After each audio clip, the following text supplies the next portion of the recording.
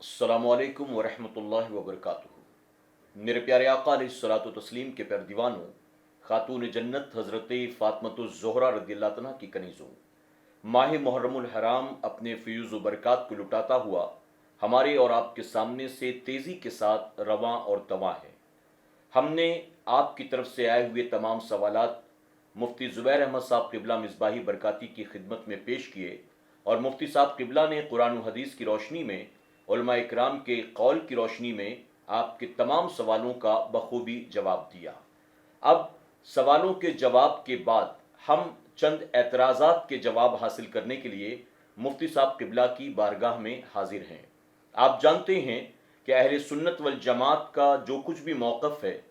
शुहदाए Karbala के ताल्लुक़ से, इमाम अली मकाम के ताल्लुक़ से, अहले बैत अतहार के ताल्लुक़ से, बहुत सारे ऐसे बातिल फ़िरक़े भी हैं जो उससे एतराज़ रखते हैं। और अगर मैं कहूँ तो गलत नहीं होगा, एक अच्छी खासी गैंग है जो इसकी मुखालिफत करती है और उनके बहुत सारे एतराज़ात हैं जंग करबला के ताल्लुक़ से, इमाम अली मकाम इमाम हुसैन रज़ियल्लाहु अन्हु के ताल्लुक़ से। आइए सबसे पहले सवाल का आगाज़ करते हैं और सवाल ये है कि यजीद को काफिर कहने के ताल्लुक़ से अहले सुन्नत वल जमात का क्या मौक़िफ़ है। मोहतरम हज़रात, अभी तक मुहर्रम शरीफ के इस माह मुबारक में जो बिदअतें रिवाज पा गईं, उनकी तरदीद में हमने जवाबात पेश किए। अब जो एतराज़ात हैं, यानी ख़ास तौर पर वाक़े करबला के हवाले से कुछ एतराज़ात हैं लोगों की तरफ से,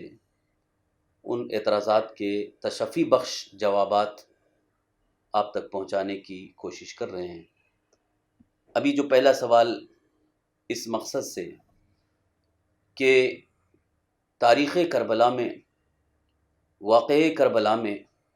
जो कुछ भी मामलात हुए, बिलखुसूस अहले बैत अतहार के साथ, हज़रत इमाम अली मकाम इमाम हुसैन रज़ियल्लाहु अन्हु के साथ और आपके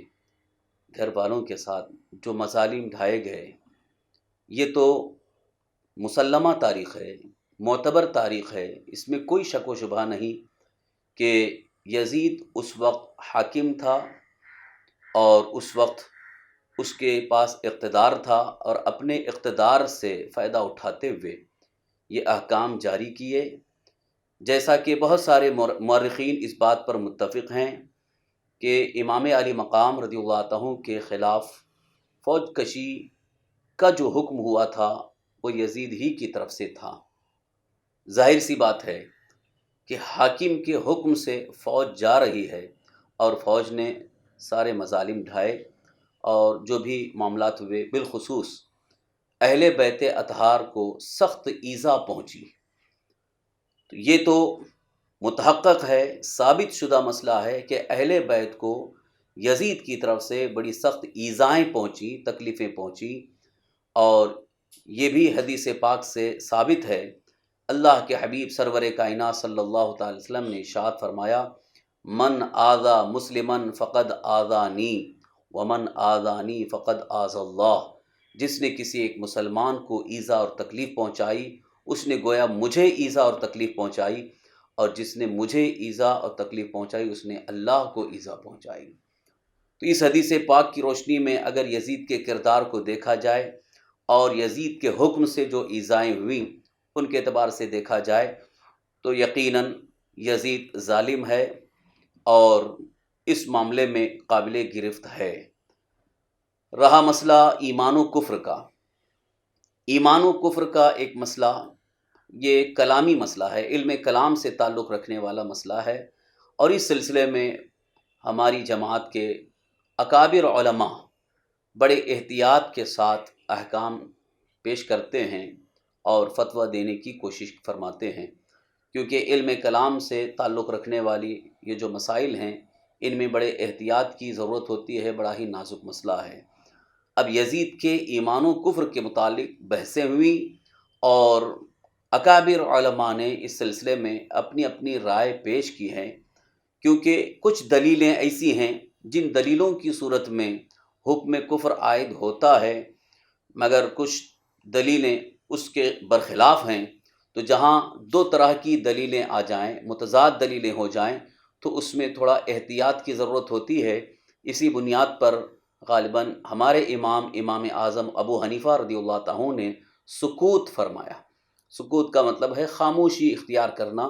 کہ ہم کافر نہیں کہیں گے، اور اگر کوئی کافر کہتا ہے تو اس پر بھی ہم کوئی قول نہیں کریں گے، وہ ان کی اپنی دلیل کی روشنی میں کہہ رہے ہیں۔ کیونکہ یہاں کفر کا مسئلہ ایسا ہے کہ کسی کو کافر کہنے کی صورت میں، جیسا کہ صحیح مسلم شریف کی صحیح حدیث ہے، اللہ کے حبیب ہمارے آقا حضور تاجدار مدینہ صلی اللہ تعالی وسلم ارشاد فرماتے ہیں، اگر کسی نے کسی مسلمان کو کافر کہا اور وہ حقیقت میں کافر نہیں ہے تو وہ کفر اس پر لوٹ آئے گا۔ تو اس لیے مفتیان کرام اور فقہا جب کسی پر حکم کفر عائد کرتے ہیں تو اس میں پورے ثبوت اور شواہد متحقق ہو جائیں، تب جا کر کے حکم کفر پیش کیا جاتا ہے، کفر کا فتویٰ دیا جاتا ہے۔ لیکن جہاں کہیں کچھ روایات میں، واقعات میں یا شواہد میں اگر شبہ پیدا ہو جائے تو پھر اس شبہ کی بنیاد پر کفر کا حکم نہیں لگایا جا سکتا، وہاں پر سکوت اختیار کیا جاتا ہے۔ رہا مسئلہ امام اہل سنت اعلیٰ حضرت مجدد دین ملت الشاہ امام احمد رضا قدس روح کی بارگاہ میں جب پیش ہوا تو آپ نے بھی اس کا اظہار فرمایا کہ امام اعظم ابو حنیفہ رضی اللہ عنہ کا جو موقف ہے وہ تمام اہل سنت و جماعت کا، یعنی احناف کا موقف یہی ہے کہ سکوت اختیار کیا جائے۔ لیکن اگر جماعت اہل سنت کے اکابر علماء میں یا ائمہ مجتہدین میں کسی کی طرف سے اگر حکم کفر بھی ہے تو ہم اس پر یہ نہیں کہیں گے کہ وہ کفر ان کی طرف لوٹے گا، کیونکہ جو دلائل ان کے نزدیک معتبر ہیں اور جن دلائل کی بنیاد پر انہوں نے کفر کا حکم دیا وہ بھی دلائل اپنی جگہ بالکل صحیح ہیں۔ بہرحال ہم تو صرف اور صرف احتیاطاً کہ حکم کفر ہماری طرف نہ لوٹے کہ شبہ پیدا ہونے کی بنیاد پر سکوت اختیار کرتے ہیں، کف لسان جسے بھی کہا گیا ہے، کف لسان یعنی زبان کو روکنا، باقی اس کے جو معاملات ہیں وہ اللہ بہتر جانتا ہے۔ واللہ تعالی السلام یا حسین، السلام یا حسین، السلام یا حسین، میرے حسین تجھے سلام، میرے حسین تجھے سلام۔